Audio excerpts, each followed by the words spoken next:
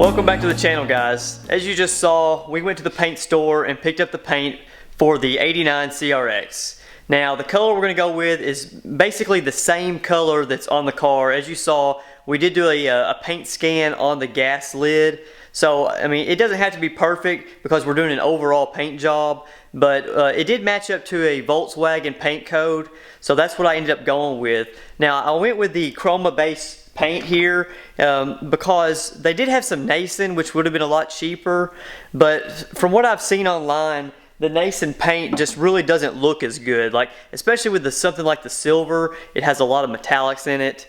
The chroma base is really going to have a lot more metallic, and it's going to look like a deeper silver paint than the Nason would, and it should last longer as well. Should fade less and things like that. So in today's video, I'm going to keep moving on the '89 CRX. Now what I'm going to do is start by sanding the sunroof, getting that primer sanded down with 600 grit, and then I'm going to move to the gas lid that we just had scanned, and also the mirrors and door handles. Those need to be sanded down. So let's start with the sunroof and see how far we get.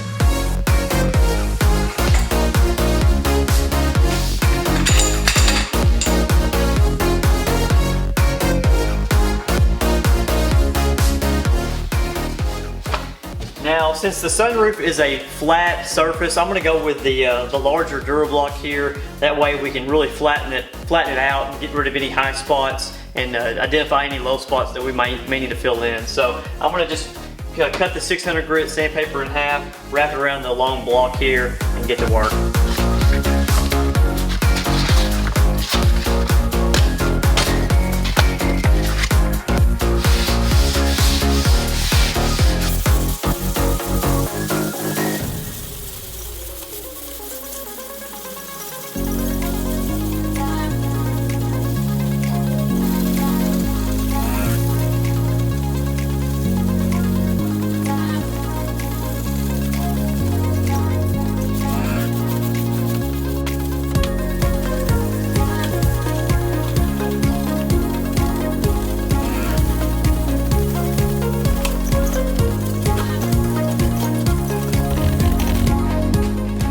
Alright, you can see here what I'm talking about by low spots. This is still dark.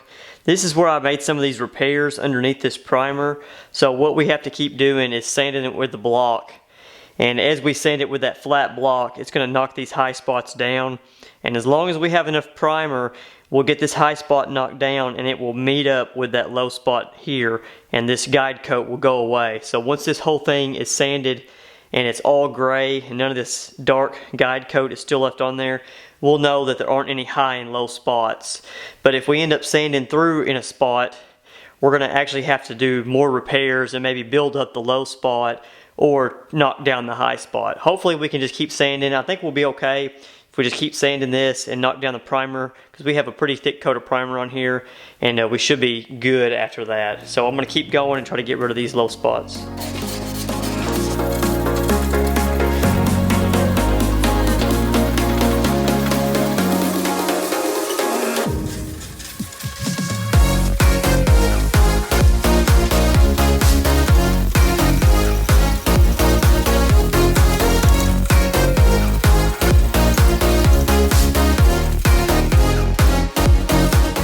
As you can see, I did not have enough primer, or we did not do enough body work here on this front of this panel.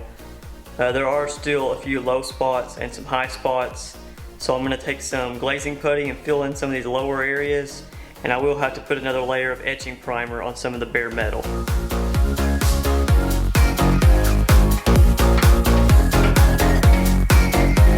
Alright, with the glazing putty set up a little bit, I'm going to go ahead and knock it down with 320.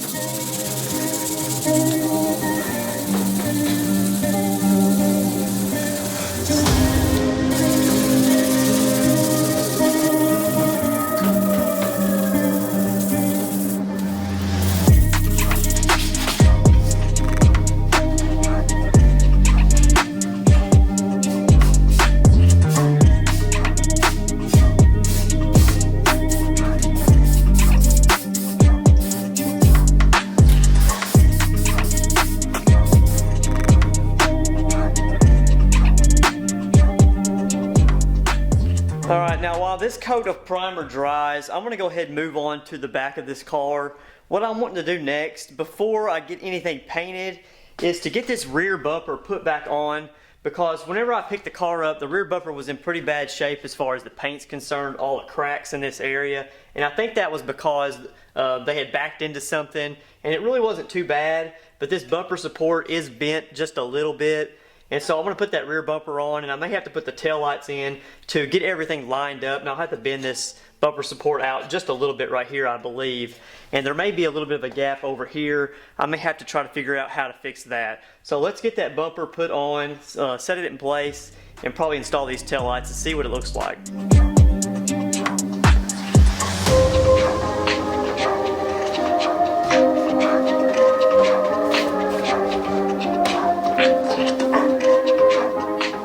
Okay, as you can see, there's a little bit of a gap right here, but one thing to note is I do not have the bumper support underneath here. So there's a plastic support that can slide forward and back. So I'm not going to worry as much about this gap as I am about the support here. So there's only one way to know whether or not this bumper needs to be pushed up or the bumper support needs to be pulled out and bent back into place. I don't know for sure if it's bent in or not. It could be bent in to get this bumper aligned with the taillights, and that's what I'm going to try to do here, is get these taillights put back in and see how flush the taillights sit with the bumper. And if the bumper needs to come out some, then I'm going to have to pull this bumper support out and push the bumper out. So let's get the taillights put in, and then we'll take a look, and we'll probably have to pull the taillights back out as well if we need to adjust the bumper support, because you can't really get to it with the taillights installed.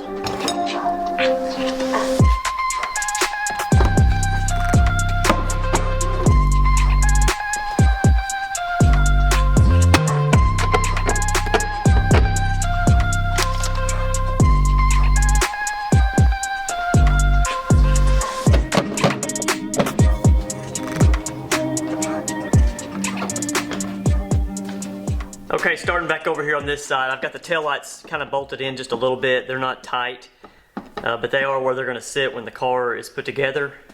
So we still have our gap here, which we will adjust a little bit with our bumper support.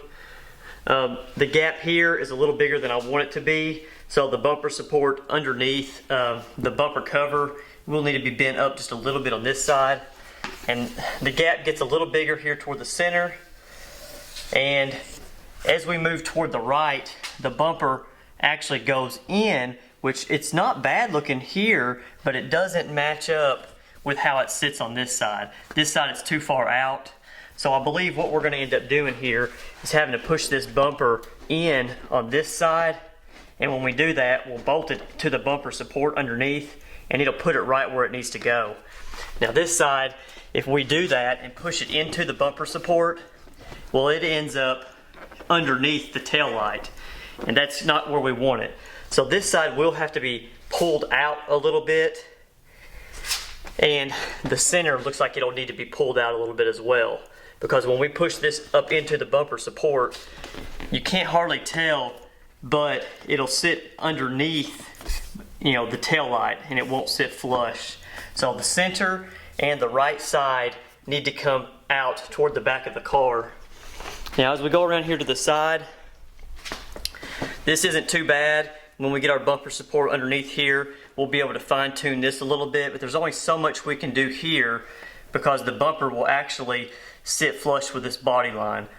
So I think when we get our support on here, it's going to pull this forward a little bit, and everything's going to look good on this side here. So I'm going to pull this bumper back off, and maybe pull the bumper support off, or we'll probably try to tweak it while it's on the car. That way we can fit the bumper back on and check our work.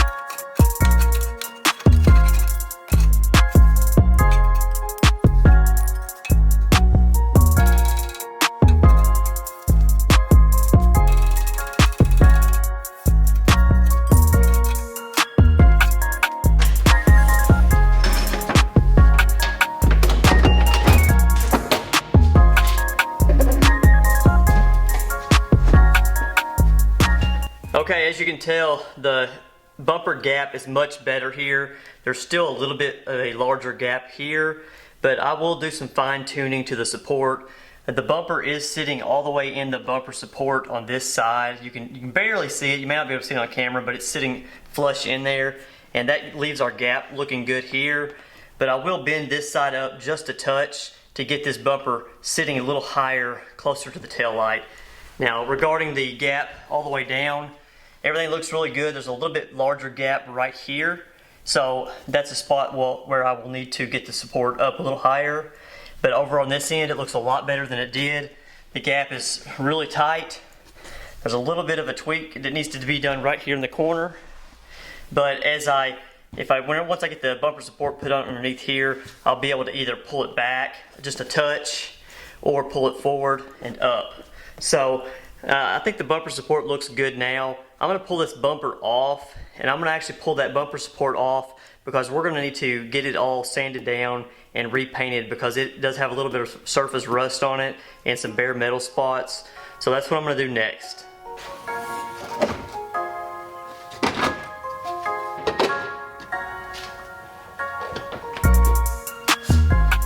Okay, to pull the rear bumper support off, and there are 4 cap nuts, about 12 millimeter I believe. There's 2 on this side and there's 2 on the other side. So we'll go ahead and pull those off.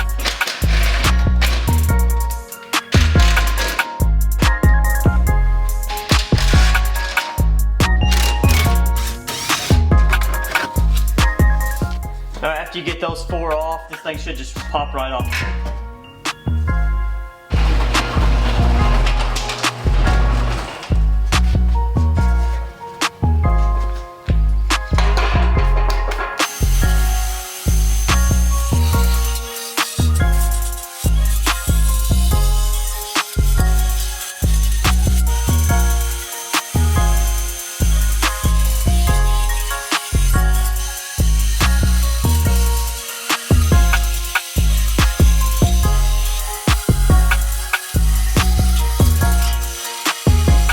Alright, it got dark on me outside while I was brushing off that bumper support, so I brought it in. I'll finish it up tomorrow. We'll clean it up and we'll put some paint on it. But for now, I'm going to move back to the sunroof panel. The primer is dry, so I'm going to throw a layer of guide coat on here and let it tack up and dry. And then we'll sand it down with 600. Hopefully this panel will be ready for paint.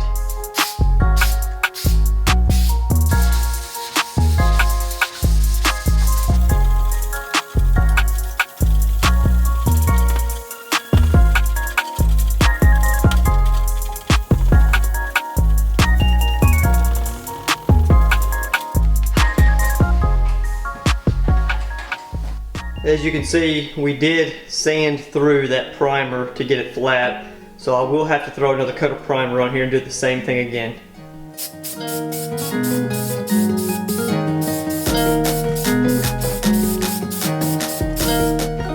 Okay, while that primer dries the second time, I'm going to move on to this masking. I'm going to remove this masking tape because we're going to need to clean up the car.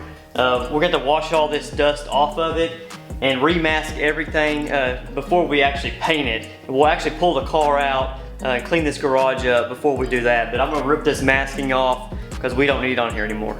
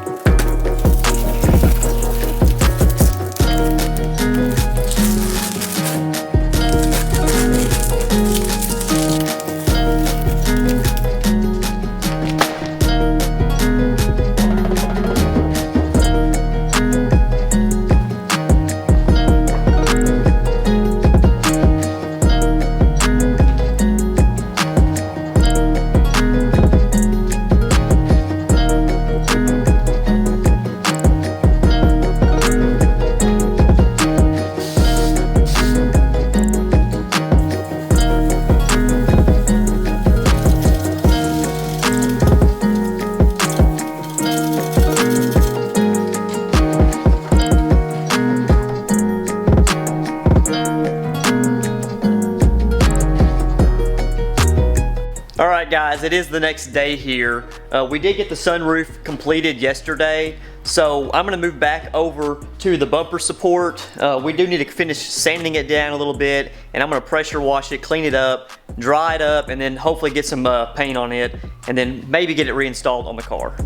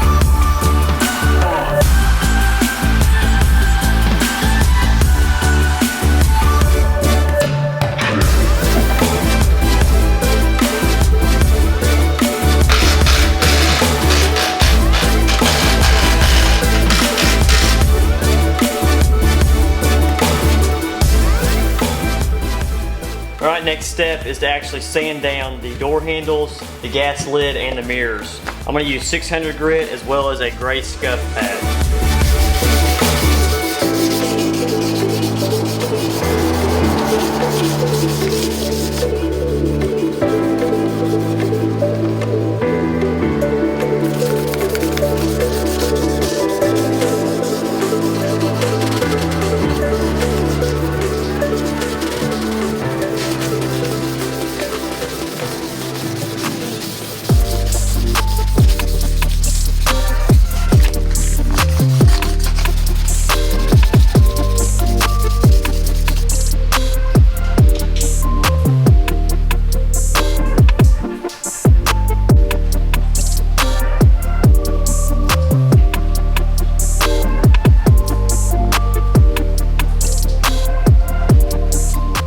Alright, I'm going to wrap it up right here for this video. We got a lot of smaller things done. These smaller parts really took quite a bit of time to get all the curves and everything sanded down. And the sunroof is finally complete. That rear bumper support is complete and on the car. It'll require a little bit more adjusting once we get the bumper put on, but that'll be after we paint the car. And the next step is actually to get the car all cleaned up, get it pulled out, and then get this whole garage cleaned up. I'll probably take a lot of stuff and try to shove it over to one side of the garage because a lot of it has dust collected on it, and I really don't want to stir that dust up once we get the garage cleaned up and we start painting. So that's what I'm going to end up doing. I will hose out the entire floor in here and a lot of other smaller things like dusting the corners, getting these cobwebs out of here, blowing all that dust out of here, let it settle down before we even start masking this car off again. But you can tell that the weather is nice and rainy out there. If you can look in these mirrors over here, you can see that it's a lot of moisture. So it's really humid out and it's not a good time to paint. So I'm hoping the weather will clear up by next weekend and I'll actually be able to get something accomplished next weekend whenever I go to paint. If it's still pretty terrible weather for painting, I may end up having to move to another project like the 88 rear trailing arms and maybe get some tires mounted on my new wheels, or potentially even jump into the new 88 that's out on the street right now. We may end up trying to pull some of that interior out and cleaning it up. It really just depends on the weather. So I'm gonna just wrap it up there, and I'll just catch you in the next episode.